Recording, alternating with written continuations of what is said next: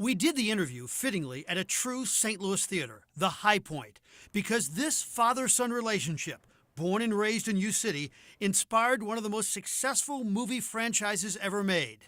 The Back to the Future trilogy has grossed just under $1 billion worldwide, and it was all inspired by one question in Bob Gale's mind. If I'd gone to high school with my dad, would I have been friends with him?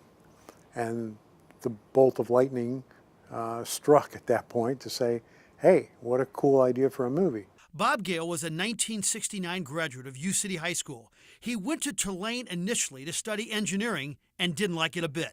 Introduction to cinematography and film editing sounded a lot more interesting than organic chemistry. And you told me what you wanted to do. You wanted to go to film school, and I told you I'd be down the following weekend. And at age 34, Gale hit the jackpot as the writer and producer of the highest-grossing film of 1985, Back to the Future, where the son went back to the future to see his dad.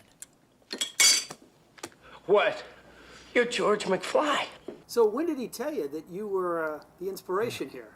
Well, I never told him. I don't think, yeah, I think you're right. I never told him. Gale has gone on to produce about 10 motion pictures, a long way from U City High School. I mean, the idea that you can grow up in St. Louis and end up being a success in Hollywood.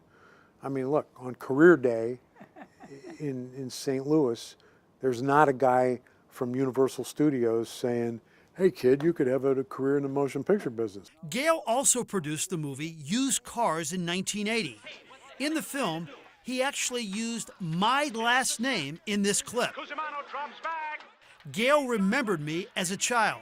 Yeah, when you were 5 years old and I was 15, you went to a day camp called Lucky Day. So you, Frank Cusimano, were in my group, and my vivid memory of you was how much you loved the Adam West Batman TV series. It's a great name, you know, a name that has a neat ring to it, and you were the only Cusimano I'd ever heard of. For News Channel 5 Sports, I'm Frank Cusimano.